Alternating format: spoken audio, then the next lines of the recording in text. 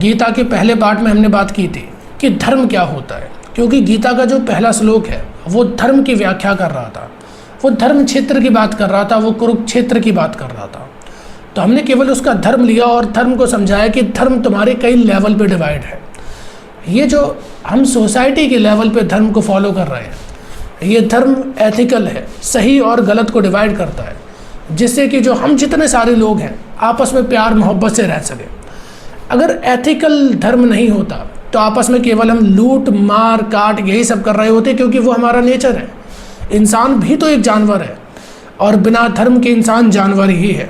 धर्म इंसान की भावनाएं होती हैं, वो भावनाएं जो कि उसकी ज़रूरत से आती हैं, और वो ज़रूरत वो होती है कि अगर मुझे ज़िंदा रहना है, मुझे अगर शांति से अपनी ज़िंदगी अच्छी तरीके से जीनी है, अगर मुझे फ्रीडम की तरफ जाना है, ये शब्द बहुत बहुत इम्पोर्टेंट है जिसे हम मुक्ति कहते हैं।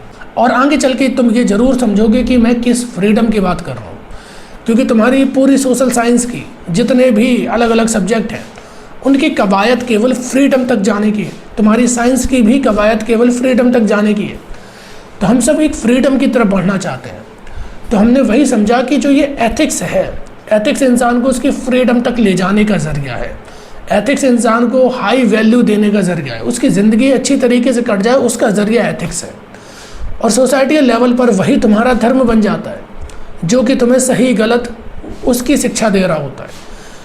लेकिन जब उससे भी ऊपर जाते हैं, जैसे कि हम वास्तविक धर्म या फिर अध्यात्म बोल रहे होते हैं, वो और अलग लेवल की चीज़ होती है। वो तुम्हारी आइडेंटिटी हटाकर तुम्हें बताती है। मैं अगर तुमसे कहूँ कि ये दुनिया जो है, दिस वर्ल्ड इज़ रियलिटी, तुम शायद उसे स्वीकार नहीं करोगे। तुम कहोगे कि ये दुनिया रियल नहीं है। My dear, this world is absolute reality. This world is absolute reality. But your idea of reality is just a lie. तुम्हारा जो आइडिया है ना सत्य का, वो तुम्हारे नरेशन से आता है, वो तुम्हारे दिमाग से जन्मा है। वो एक केवल नरेटिव है। जो मैं हूँ, अपने आप को जो तुम देख रहे हो, जो भी मेरी बात सुन रहे हो, तुम्हारा जो भी नाम हो, तुम्हारा जो भी परिवार हो, या तुम जो भी अपने आप को समझते हो, वो सारी चीज़ झूठी है। झूठा मैं भी हूँ। अगर मुझे कुछ और नाम मिल जाता, मैं किसी और सोसाइटी में होता, तो मैं वो हो जाता, मेरी वो मान्यताएं हो जाती। यानी कि अगर मेरे नरेशन को अगर चेंज कर दिया जाए, मेरे दिमाग में जो ये खाली दिमाग में कुछ लिखा गया था उसे अगर बदल दिया जाए, तो मेरी पूरी ज़िंदगी बदल जाएगी। ऐसे तुम्हारे साथ है। ये एक रंगमंच है और यहाँ पर हम सब कलाकार हैं। मेरा नाम जय है, तो मैं अपनी कलाकारी कर रहा हूँ। तुम भी एक कलाकार हो, तुम अपनी कलाकारी कर रहे हो। ये दुनिया ऐसे ही चलती है। ये केवल कलाकारों का मेला है दुनिया। यहाँ पर हम सब केवल परफॉर्मेंस दे रहे हैं, अपने अपने एक्ट उन्हें अदा कर रहे हैं। लेकिन जब तुम समझोगे कि ये एक्ट अगर तुम नहीं हो तो क्या हो, जब तुम्हारे मन के अंदर केवल इतना सवाल आएगा, तब तुम वास्तविक धर्म की तरफ जाते हो। लेकिन मैं चाहता हूँ कि तुम सोचो, ये मत सोचो कि क्या धर्म है, बल्कि ये सोचो कि क्यों धर्म है। सबसे पहले अगर तुमसे कोई मिलने आता है तो यही तो कि क्या काम है, क्यों आए हो। सबसे पहले उससे नाम या उसका पता थोड़ी पूछ लेते हो। तो इसीलिए अगर धर्म हमारी ज़िंदगी का एक अहम हिस्सा है, एक बड़ा कंपोनेंट है, तो हमें पता तो होना चाहिए कि क्यों है। तो तुम्हें वही धर्म के पीछे इतना जानना है कि अभी क्यों है। और जब तक ये सीरीज़ एंड पे पहुंचेगी, आखिर पे पहुंचेगी, तब तक तुम ये जान जाओगे कि धर्म क्या होता है। क्योंकि धर्म कुछ और नहीं, धर्म वही है जब तुम अपनी इस अदाकारी को हटा देते हो। इस जो भी तुमने कैरेक्टर ले रखा है, तुम उस कैरेक्टर से जब बाहर निकल आते हो, वही पल धर्म हो जाता है, वही पल निर्वाण होता है, वही मोक्ष होता है। लेकिन अभी केवल तुम्हें इतना समझना है कि वो धर्म क्यों है जो हमारी ज़िंदगी से ऐसा लिपटा है कि हमारी आत्मा लिपट गई हो हमसे, जैसे कि हमारी ज़िंदगी हमसे लिपटी हो, और उसके बाद भी, उससे पहले भी वो रहता है। तो उस धर्म को समझना ज़रूरी है। और आज गीता के हम थोड़े कैरेक्टर से परिचित होंगे। ये वो गीता के कैरेक्टर हैं जो कि तुम्हें पूरी तुम्हारी ज़िंदगी याद दिला सकते हैं। सबसे पहला कैरेक्टर हमारा धृतराष्ट्र। कभी सोचा कि धृतराष्ट्र एक बहुत बहुत ताकतवर था, राजा भी था। उस टाइम का जो सबसे बड़ा एक एम्पायर था हस्तिनापुर, उसका राजा धृतराष्ट्र था, जो कि अंधा था। ये सारी तुम इतिहास के तौर पर इन्हें देख रहे हो, तुम इतिहास को सच मानते हो। मैं इतिहास को ज्ञान मानता हूँ। ज्ञान शब्द का भी एक बहुत अच्छी व्याख्या है, उसकी भी हम कभी और बात जरूर करेंगे। लेकिन अभी धृतराष्ट्र की बात करते कि धृतराष्ट्र मतलब कि घनघोर अंधा, जन्मजात अंधा। लेकिन फिर भी वो राजा और ताकतवर है। यही हमारे साथ होता है। अच्छा, धृतराष्ट्र का एक लड़का भी है जिसका नाम दुर्योधन है। वो दुर्योधन जो कि मोह का रूप है। मोह मतलब समझते हो ना, तुम्हारी फीलिंग जब बहुत बहुत ज़्यादा बलशाली हो जाती हैं। अभी यही मोह पे आए हैं तो थोड़ी हम फीलिंग्स पे भी आ जाते। भाव, भीम भाव का रूप है। लेकिन भाव और मोह में मोह ज़्यादा बलवान होता है। भाव तुम्हारे थोड़े बहुत फ्लेक्सिबल होते हैं। भाव तुम्हारी कभी कुछ हो सकते, कभी कुछ हो सकते, बदलते रहते हैं। धर्म अधर्म दोनों पे आ जाते हैं। इसीलिए भाव तुम्हारे नटखट होते, लेकिन भाव भी बलवान है। लेकिन मोह सबसे ज़्यादा बलवान है। मोह एक ही पल को पकड़ के रखेगा। मोह तुम्हें पूरा ख़त्म भी कर सकता है। तुम्हें बनाने की तो छोड़ दो, क्योंकि जिस पल में तुम्हें या जिस तरफ बनाएगा वो पल इस संसार का होगा, क्योंकि मोह फिजिकल चीज़ों की तरफ अट्रैक्ट होता है। ऐसे जब तुम भीष्म पे आते हो, भीष्म पता है 18 दिन कुल महाभारत का युद्ध चला था। उसमें से जो भीष्म था, भीष्म वो आदमी जो 10 दिन अकेले युद्ध जिसने करा, जिसकी वजह से पांडव की सेना कौरवों को हरा नहीं पा रही थी, और जिसकी वजह से कौरव भी 5 पांडवों को नहीं मार पा रहे थे, वो भीष्म। लेकिन वो भीष्म कौन था? भ्रम, इल्यूजन। और आज इन्हीं सब की हम बात करेंगे। सबसे पहला कि धृतराष्ट्र जो जानता है कि क्या सही गलत है क्या नहीं, लेकिन मोह के रूप में अपने पुत्र के, जो कि था दुर्योधन, जो कि मोह है, उसमें आकर वो भूल जाता है कि क्या सही गलत है। वो केवल वो करता है जो उसके मोह को पूरा करना होता है। क्या ये हमारे साथ ज़िंदगी में नहीं होता? क्या हम अपने सपनों को इसलिए नहीं छोड़ देते कि हमें लगता है कि कुछ दूसरी चीज़ इसके अलावा ज़रूरी है? बताओ ज़रा।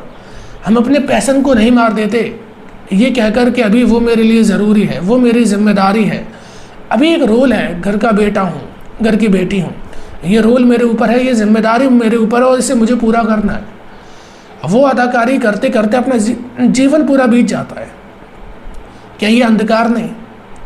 अब बताओ जरा कि जानते हुए भी कि मुझे वो करना है, मेरा दिल वो बोल रहा है, मेरी दिल लगी वो है, लेकिन फिर भी मैं उससे अलग क्यों हो जाता हूँ? क्योंकि मेरे अंदर की जो डिमांड है, मेरे अंदर की जो वांट है, मेरे अंदर की जो ग्रीड है, मेरे अंदर का जो मोह है, वो कहीं और जा रहा है। मेरे अंदर का मोह मुझे स्टेबिलिटी दिखा रहा है, मेरे अंदर का मोह मुझे एक लग्जरी लाइफ दिखा रहा है। तो उसके लिए मैं अपनी शिद्दत को छोड़ दूंगा, जो मेरी मोहब्बत है मैं उसे छोड़ दूंगा। क्या ये धृतराष्ट्र नहीं कि जानते हुए भी हमने आंखों पे पट्टी बांध ली, सही गलत जानते हुए भी हम अंधे बने बैठे हैं। अब यहीं पे संजय भी आता है। संजय को बोला जाता है कि उसके पास दूरदृष्टि थी, मतलब कि जैसे हम बोलते हैं ना कि आदमी बड़ा विजनरी है, विजनरी लीडर है, ऐसे ही संजय था। लेकिन विज़न आता कहाँ से? विज़न आता है एक्सपीरियंस से, विज़न आता है संयम से, पेशेंस से, शांति से। यानी कि संजय के अंदर जो विजनरी क्वालिटी थी वो किस रूप की क्वालिटी थी कि उसके अंदर संतोष था, शांति थी। और वो कब आती है? जब हमारी ग्रीड बहुत कम हो जाती है, जब हमें अपनी नीड से भी मतलब नहीं होता, तब पीस आती है, तब स्टेबिलिटी आती है, और वो तुम्हें विजनरी बना देती है, दूर तक देखने की शक्ति दे देती है। ऐसे द्रोण की बात कर लो इसी पल में। द्रोण मतलब ड्यूल नेचर, जो जानता है कि एक आत्मा है, एक परमात्मा है, वो दोनों चीज़ें जानता है, लेकिन वो ड्यूल नेचर का है। ड्यूल नेचर मतलब वो कहता है कि दोनों अलग है, वो अलग, मैं अलग, सब अलग। वो द्रोण हमारी जैसी स्थिति नहीं है बिल्कुल। हम भी जानते हैं कि हमारे लिए क्या सही है और किस एक पाथ पे हमें चलना चाहिए। फिर हम कहते हैं कि नहीं यार, ठीक बात है, वो पैसा है हमारा, अच्छी बात है, वो मोहब्बत है हमारी, अच्छी बात है, लेकिन सब इस तरफ जाना चाह रहे हैं। मेरे घर वाले, मेरी जिम्मेदारियां मुझे इस तरफ चलने को कह रही हैं, चलो ये पकड़ लेते, बाद में कभी टाइम मिलेगा तब उधर भूलेंगे। क्या ये हमारे अंदर का ड्यूल नेचर नहीं है? क्योंकि ज़िंदगी जो है ना वो वन वे लाइफ है, टाइम वन वे डायरेक्शन पे चलता है, लेकिन ज़िंदगी में हम ड्यूल नेचर पे आ जाते हैं। ड्यूल नेचर तो बड़ी छोटी बात है, हमारे बहुत नेचर होते हैं पूरी ज़िंदगी में। हम उस नेचर पे जब आ जाते हैं ना, तब हम अपने अंदर के जो एक वननेस होती है, यूनिकनेस एक इंसान की होती है, उसे ख़त्म कर देते हैं। क्योंकि हमारी कुछ चाहत होती है ना। द्रोण की चाहत क्या थी कि उसका लड़का जो अश्वत्थामा है वो राजा बने।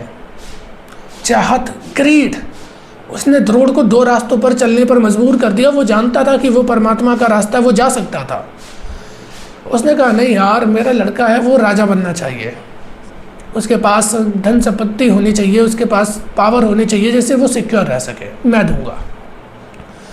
हुआ क्या, दूसरे रास्ते पर भटक गया।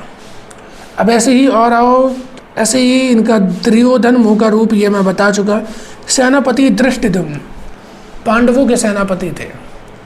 इसका मतलब जानते हो क्या होता है, जिस भी रास्ते पर तुम चल रहे हो उस रास्ते पर अडिग रहो, डटे रहो। पांडवों को सेनापति धृष्टद्युम्न, यानी कि जो रास्ता मुझे मिल गया अब वहाँ तक पहुँच के ही रहेंगे, उससे पहले मृत्यु आ जाए लेकिन अब इसी रास्ते पर चलना है। Consistency, perseverance, hard work, patience, ये क्वालिटी जिनमें होती हैं वो धर्म का सेनापति होता है। धर्म के सेनापति का मतलब क्या कि अगर मुझे पता है ये सही है, मैं उस तरफ ही जाऊंगा, चाहे उसका परिणाम मेरी मौत क्यों ना हो। तो युद्ध हो रहा था ना। आज जरा बताओ, तुम अपने आसपास कुछ भी गलत होता हुआ देखते हो, तुम कितना कॉल आउट करते हो, कितना रीच करते हो। तुम देख रहे हो कि करप्शन कितना ज़्यादा हो रहा है, तुम उसी करप्शन के हिस्से बन जाते हो, ड्यूल नेचर आ जाता है द्रोण की तरह तुम्हारे अंदर। लेकिन धृष्टद्युम्न की तरह तुम्हारे अंदर साहस नहीं आता है कि जो मैंने सोचा उस पर मैं डटा रहूँगा, वही मैं करूँगा, वो तुम्हारे अंदर नहीं आ पाता है। अब ऐसे ही भीम की हमने बात करी थी, भाव का रूप है भीम। भाव मतलब क्या, भीम का अच्छा एक शंख और था। भीम के शंख का नाम था प्रौढ़। प्रौढ़ मतलब प्रीति।